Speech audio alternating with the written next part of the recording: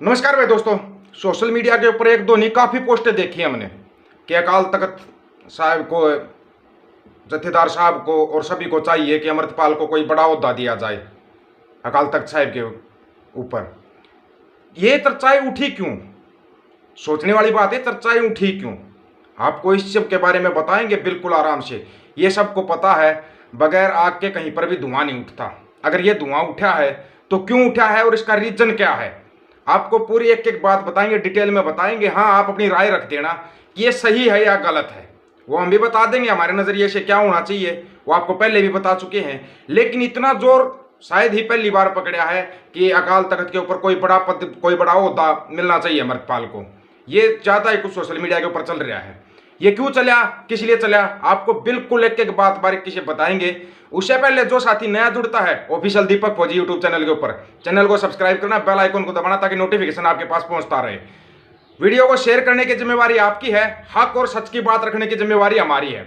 जैसे ही अभी चर्चाएं जोर पकड़ रही थी कि अकाल तख्त के जत्थेदार साहब को बदली किया जाएगा या किसी और को बनाया जाएगा, दो तीन नाम जो सामने थे ये तो सबको पता है। जो जत्थेदार साहब हैं, अकाल तख्त साहब के असली जत्थेदार साहब हैं, वो भाई जगतार सिंह हवारा हैं।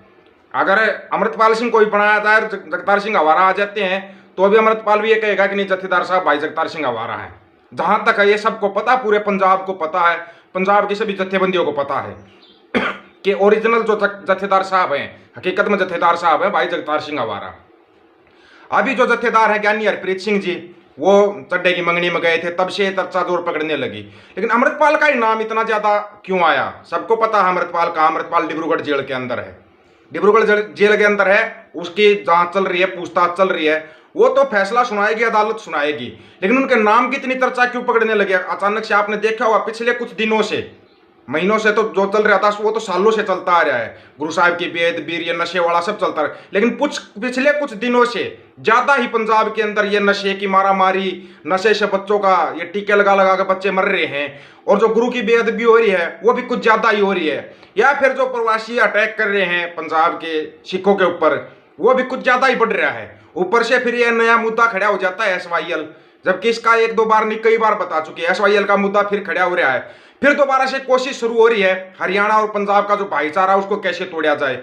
उसके उदाहरण आप देख सकते हो, जो छबील लगाने के ऊपर केस हुआ था या जो आपस में कुटमार हुई थी, उसके ऊपर भी बस और क्या किया गया, हिंदू सिख हिंदू सिख। ये हिंदू सिख करने वाले हैं कौन, और ये इतना ज्यादा चर्चा क्यों पकड़ने लगा?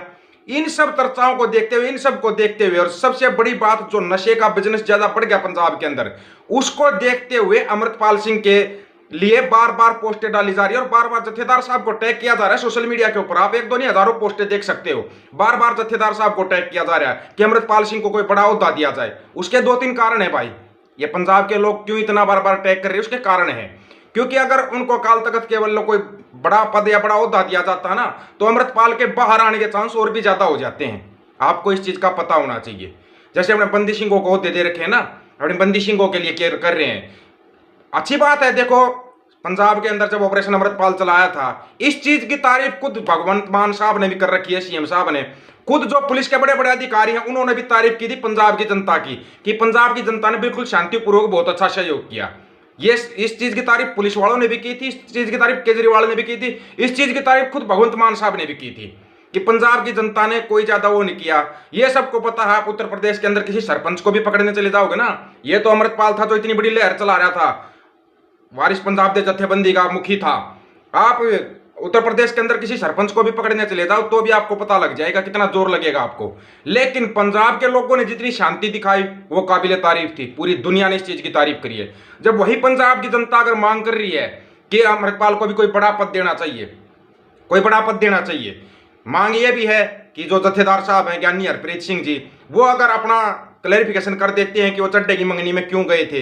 ये सबको पता है अकाल तख्त साहब की क्या वो अहमियत होती है, ये बार बार बताने की जरूरत नहीं होती। एक तरह से वो सुप्रीम कोर्ट है सिखों का, सुप्रीम कोर्ट, और उसके जत्थेदार के पद के ऊपर जो बैठता है तो सबको पता है सुप्रीम कोर्ट के जज की क्या पावर होती है। वही पावर अकाल तख्त साहब के जत्थेदार साहब की होती है। ये सबको पता होना चाहिए। खास करके जो हिंदी बेल्ट बोलते हैं ना अपने आप को, या जो अपने आप को हिंदू मान रहे हैं, उनको अहमियत का पता होना चाहिए। क्योंकि जब जत्थेदार साहब गए थे ना चड्डा की मंगनी में गए थे, आपको तब भी बताया था मैंने, कुछ पत्रकारों ने हुल्लड़बाजी की थी, कलकी मारी थी, वो किया था। सुप्रीम कोर्ट का जज कहीं से जाएगा? किसी पत्रकार के अंदर हिम्मत है?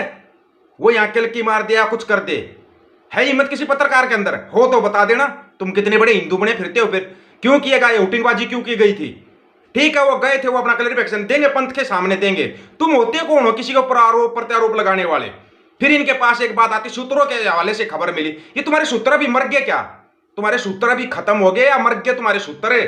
1 महीने तक तुमने जीने नहीं दिया पूरे पंजाब की जनता को। तुम्हारे सूत्र पता नहीं क्या क्या बताते रहे थे। अब तुम्हारे सूत्रों को क्या हो गया? अब तुम्हारे सूत्र क्यों नहीं बता रहे कि अमृतपाल ने ऐसा कुछ कर दिया डिब्रूगढ़ जेल के अंदर? डिब्रूगढ़ जेल के अधिकारी भी अमृत चखना चाहते हैं, सिक्की की तरफ आना चाहते हैं। मर गए तुम्हारे सूत्र, अब नहीं बता रहे क्या वो सूत्र तुम्हारे को?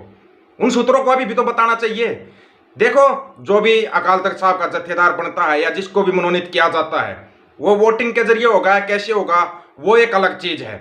लेकिन जो ये लोगों की मांग है, सबसे पहले एक ही चीज क्लियर कर देते कि जत्थेदार साहब तो भाई जगतार सिंह हवारा ही रहेंगे। हाँ, ज्ञानी हरप्रीत सिंह जी पिछले कुछ दिनों से अच्छा काम कर रहे थे।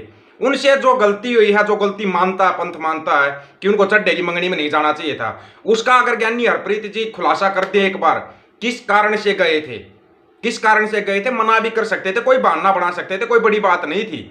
लेकिन अगर वो पंथ के सामने अपनी बात रख दें तो ज्ञानी हरप्रीत सिंह जी अच्छे जत्थेदार साहब साबित हो रहे हैं, ये सबको पता है।